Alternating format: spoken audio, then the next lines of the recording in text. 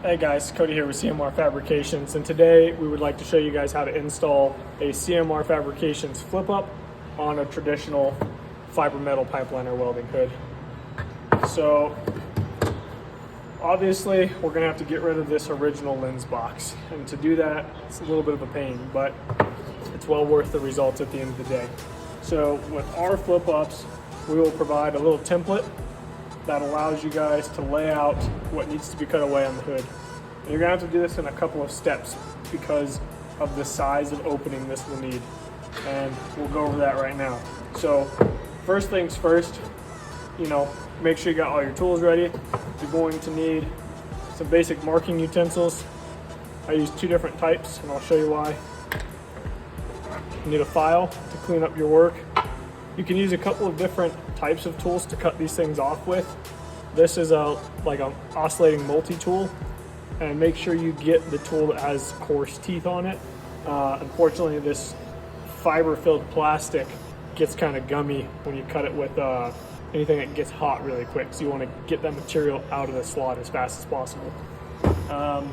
We have a Dremel tool here with a little death wheel on it. Just make sure again that the teeth are larger on that. You want to get the material out of the way as fast as possible, otherwise it just gets really sticky and stringy. And the least preferable option, but it will work if you guys are out in the field, is any kind of grinder or air tool with an abrasive cutting wheel. Again, this one is the most complicated just because it does get hot. The material does heat up and it gets kind of real goopy and stringy, and it makes it kind of a pain. But those are the options that I've used. I've used all of them in the past and they've all worked, some better than others. Today we're going to be using this oscillating multi-tool. It'll get the job done the easiest. So first thing that we're going to want to do is take this template that's provided. It literally goes right over the original eye box there, and then you're going to take this guy, get it into place. You can use some tape to hold it down if you want to, or you can just use your fingers. I use the pencil for this part so you can wipe away the marks later that you don't want to see on your hood. So just go ahead and lay out these circles. They're 1/4 inch circles, and what these circles are indicating marks for later.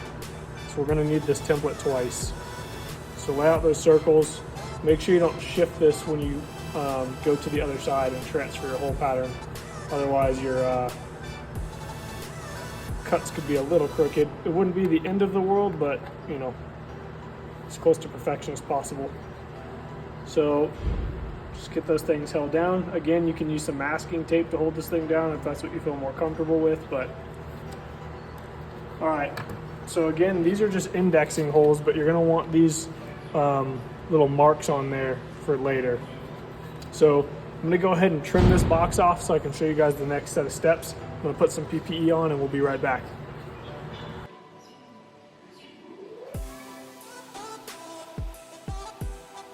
All right, once this thing's cut off, you can just put that to the side. So right now, we still have this like factory radius from the mold. That radius needs to go away. So whatever method of getting this thing sanded down flat that you want to use is great. The closer you can cut it to the original hood, the better. It just, if you go too far too quick, then obviously you can't get that material back. So I always try to hold off and then file it down flat. After that's filed down flat, we can go ahead and use the template and do our actual cut line tracing. So I'm gonna go ahead and take care of this, and I'll show you the finished product.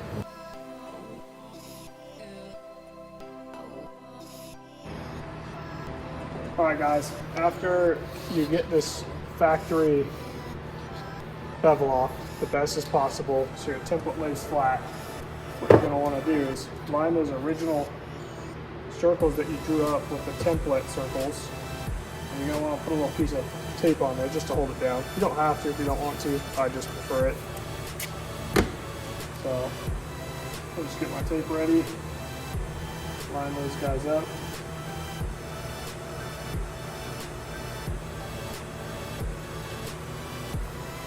Tape it down. Do the same thing on the other side.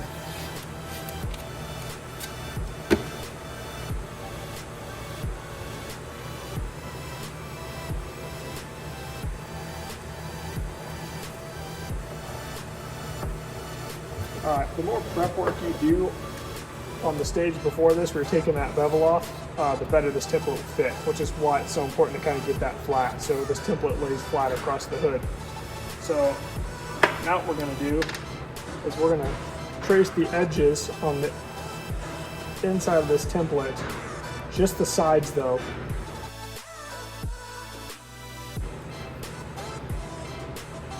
Okay, that's going to be the cut line for the sides, and the cut line for the top and the bottom is going to be on the inside of these dotted lines or perforated lines. So just take our marker and go ahead and again, that's going to be the inside of those, so the shortest distance from line to line.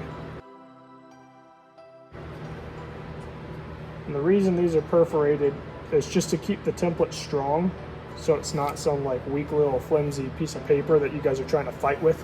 These are actually made from a nice heavy cardstock material, so the template will stay true to shape and true to form for you guys.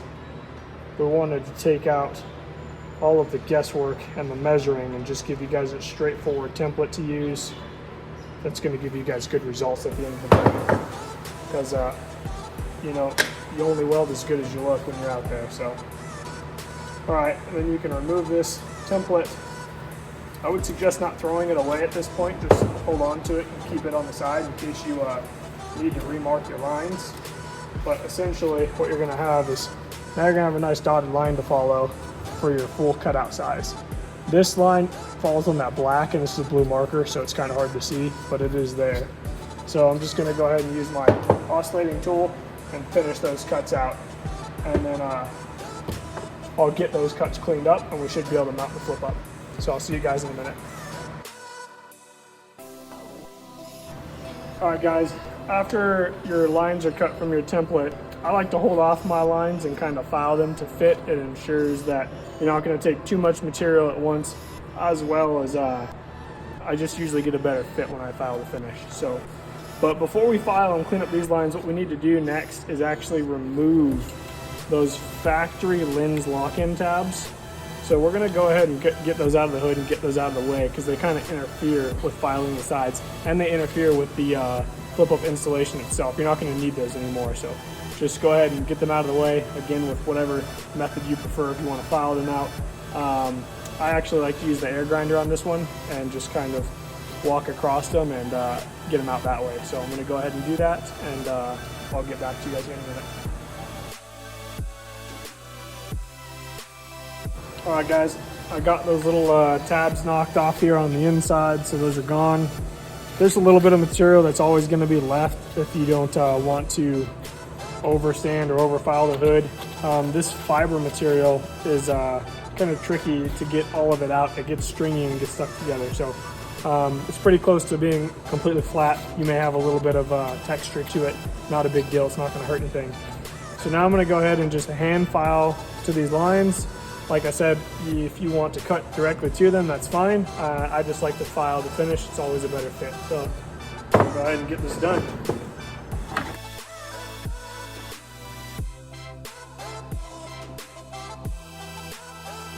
So I got that thing sanded and fitted up. If you take a look here at the inside, I'm not even sure if you can see it. Let me see if I can put a little light on it for you. Look at how just absolutely tight that is, all the way across the top, all the way across the bottom. It's a press fit for sure. Like, you guys gotta take your time and do it right if you want a nice product. So that's why I like to file to finish, just because I mean there's just absolutely no gaps anywhere. It's as tight as it gets. So if you want a really good end result, that's what you're gonna do. So I'm gonna pop this off here now. Now I'm just gonna take a little bit of sandpaper that this is like 60 grit, just to kind of, deburr it and round it off a little bit, just make it even a little cleaner. You guys don't have to do this level of work, but I always prefer it. We try to strive for perfection on every project that we work on. So, and this is for a customer, and we're gonna make sure it's a sweet product. So I'm gonna go ahead and sand this up, and then once I'm done, I'm gonna show you how to drill the holes for the rivets and install those. So I'll get back to you guys in a minute.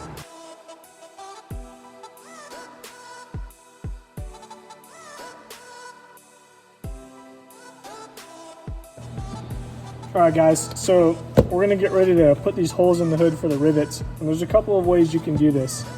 And the tighter your fit up is, the easier it's gonna make this process.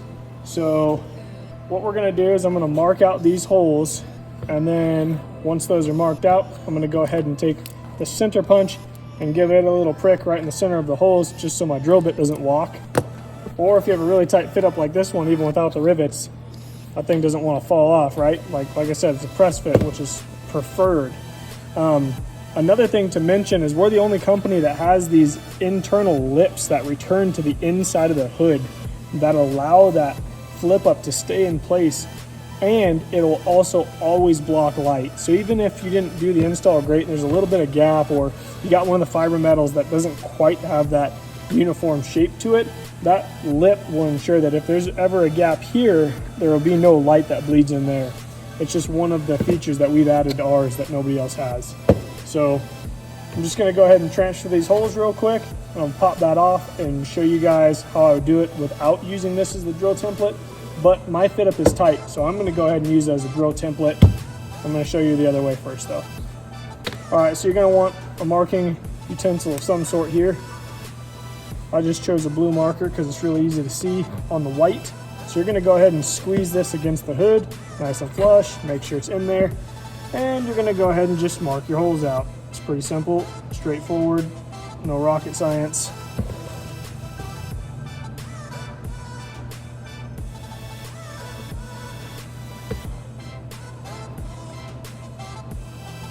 Okay, once your holes are marked out, then what you can do is you can pop this off.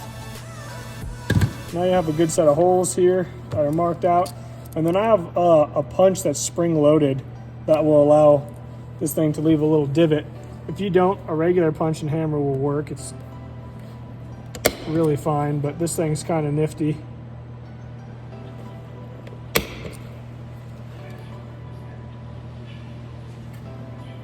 I buy them on Amazon, they're pretty cheap. I go through them a lot. They work great on aluminum or non-ferrous metals that are soft. They still work on steel, they're just a little weak for steel, to be honest. All right, and after your holes are pricked, it'll keep the drill bit from walking. You can step up your drill bits and do a pilot hole if you're worried about it walking, and then step up to your final size bit. What I recommend is using a bit that fits in the hole of the flip up fairly tight. Okay, so there's almost zero tolerance there. It'll just give your rivets a little extra play. These holes are slightly oversized. If you drill to the exact 1/8 inch size of the rivet, it won't work. For reference, this is a 5/32 drill bit. So again, I showed you guys that. I like to use the flip up as the template because my fits are really tight. So I'm gonna go ahead and put this thing back on and then actually just use the flip up itself as my drill guide.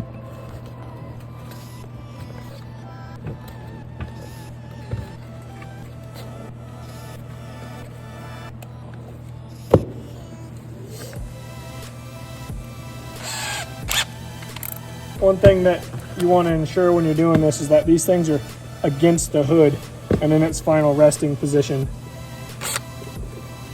Also, don't drill a hole through your finger. I shouldn't have to say it, but I've seen people do it.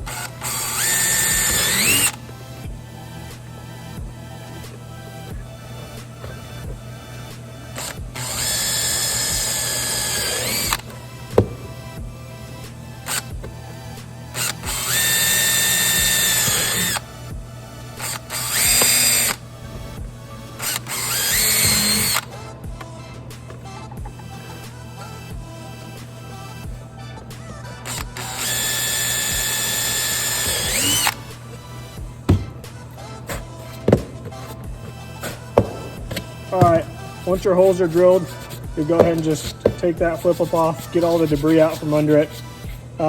Sometimes these will flare up a little bit. If they do, you can just sand them back down or clean them off, just to make sure that your flip up's sitting flush. You can clean out the inside of the holes too. I find this easiest with just a little razor blade. Just take it, spin it around the hole a little bit, just get those burrs off. Doesn't have to be perfect. Again, it's just to help the rivet kind of sit more flush. and just overall ends in a nicer product.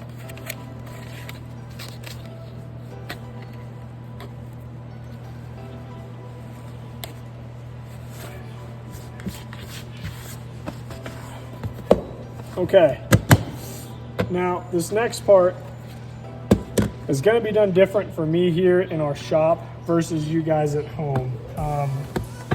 But I'm going to tell you how to do it for you guys at home. So each one of these flip ups is going to come with some compression rivets. It's a 2-piece rivet. Looks just like these guys here. Let me grab some real quick. So we got this 2-piece rivet. You got a male side and a female side. You're just gonna go ahead and insert these guys into the hood. I like to put the female side on the top and hold it down. Put the male side through the back, and you'll actually feel these things click together, right? They'll click together and then they won't fall out. So at this point, what you're gonna do is you guys are gonna find a hard surface. A little piece of angle iron works great. The corner of your workbench works great, whatever you got. And you're gonna make sure that that top of that rivet has a nice hard flat surface to sit on. And I say a piece of angle because you're gonna need something that's kind of pointy to get in this and between these two fins. So you're gonna wanna lay that thing on a flat surface like so. And once it's down, you're gonna take like a big round flat-headed punch, something like this. And then you're just gonna go ahead and lay that on there. You're gonna give it 2 smacks with a hammer to set it. And then that's gonna pinch them together and kind of keep them in place. And then on the 3rd smack, you're gonna hit it pretty good, and that's gonna do the final flare internally. I'm gonna go ahead and use this press that we have us designed for this, but that's how you guys would set those at home if you don't have one of these presses. Chances are you don't, but if you do, use one of these presses and I'll show you what that looks like though. All right guys, this is our press setup for setting these rivets. This is the small mandrel on the bottom to be able to get inside here, and then obviously this is the pressing mandrel. So all I'm gonna do is just go ahead and get this thing set up on here. Excuse my big head if it's in the way. And then I'm gonna squeeze this flip up against the hood while I'm setting these rivets. Okay. And I always just set the middle 2 first. Sometimes if my fit up isn't as tight as I would like it to do, I only drill the first 2 holes and set those 2 rivets and then come back and drill the other remaining 4 holes. Because then you don't have any play or any tolerance, right? So if your fit up isn't tight and it's not as snug as you'd like it to be, do the first 2 holes first and then come back and set those rivets because it'll make it a little easier.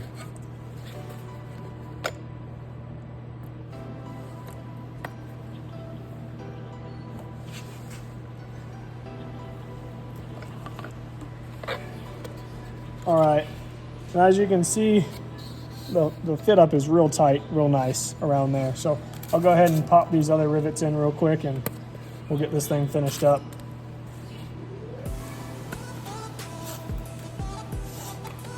And then I want to talk to you guys about a couple of the features on our flip up and why we do what we do. I know that I've mentioned that in another video, but I think it's really important to really go over some of those features again. Our flip up has had a ton of R&D into it. And we've done very specific things with it because of the needs that weren't being met in the industry. So got these other ones in there, and now I can just go ahead and get my rivet set, make sure I'm on it.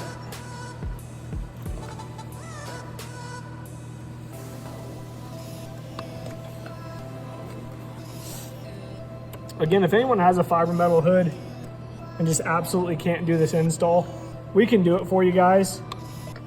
Just contact Megan and get the arrangement set up and we'll take care of it. Like I said, this is for a customer anyways. So, all right. So that thing is on there and the fit up is tight. It's real nice. And this thing's ready to go. So I'm gonna reposition this camera and talk to you guys about some of these features. All right, guys. So now that the flip up's installed, it's a pretty easy process, especially with the template that we provide. If you have any kind of level of skill and craftsmanship and a couple of tools at your house, you should be able to do this. It is definitely not the most easy conversion out of all of them. Unfortunately, you do have to cut the factory hardware away and install this new stuff. But if the flip up's what you need, it's well worth the effort. And if you take your time, make sure you get a good fit up, you get a phenomenal end product, and it'll last you a long time and function really well. So some of the flip up features I'd like to talk to you guys today about is some of the things that we've integrated into this that the other flip ups on the market don't have. So the one that most people are most familiar with is the Cell Storm. Now, we are of comparable weight to the Cell Storm. We just have a little bit more bang for the buck here when it comes to the functionality and the durability of it. So for one, the biggest feature that we tried to integrate into this that everyone complained about the Cell Storm is the proprietary clear lens that you have to put in the back. Now ours just uses standard clear lenses. Whether it's in the front to protect your welding lenses, whether it's the clear lens that goes behind your welding lens stack to protect the backside of your lens, or whether it's the clear lens that sits inside the pocket when you flip this thing up and out of the way to protect your eyes here. So just, it'll fit standard clear lenses off the shelf, which is really nice. The second big feature that we have integrated in this is over time, these things go through a ton of heat cycles. Well, as much as everyone would like to think they can make a product that's pretty bulletproof, heat is very hard on these things, and you guys know that. So what we've done is integrated a latching mechanism. So when you flip this thing down, it latches itself closed. It's a secondary lock system. So over time, as this thing thermocycles, you don't have an issue with the lens sagging down, right, and creating that gap at the bottom. So in order to use it, all you do is flip it down like you would regularly, and then when you want to open it, you push up and roll out. So it's a little hard to do with my left hand or my right hand. If you guys want it to be a little softer and easier to open, there's this little tab up here, and you can file that tab away to your preference. We, however, do not recommend you taking the tab all the way off. You can file it down 80% and it'll still function, but you still want that tab there. So we recommend that you guys leave that there. The second feature that's really different is the fact that the Cell Storm has a very little slot on the side that limits the amount of lenses that you can put in there, or the thickness of lenses that you can put in there, like the Lincoln 4C lens, without cutting it. Ours does not. It's a back feed design. So you actually remove this spring here, take your lens spring out, go ahead and load your lenses in, and then you're going to drop your spring back in, and you're going to go ahead and put the retaining spring back in. Something nice about these springs is that they're all stainless steel, so they're going to last you a long time. They're going to thermocycle really well. You're not going to have as many issues with those, right? So those are the big changes that we've made to our Flip Up. And if you guys have any additional questions or comments, or you would like it to be changed as you guys are using these in the fields, we do have hundreds of these things out there right now, and we're constantly taking feedback from customers, but we want to hear from you guys too. So send us an email, send us a message on Instagram, give us a phone call. We're one of the few companies that actually answer the phone when you guys need it and when you just want to say hi. So Megan has phenomenal customer service, and I guarantee you'll be happy with getting to talk to her on the phone. So again, that's our Flip Up. That's the installation on a fiber metal. Again, these were really designed for our product, but you can install them on the fiber metal, and this is how you do it. So if you guys need anything else or have any other questions, just let us know. We appreciate all your guys' support, and we hope to hear from you soon. Thank you.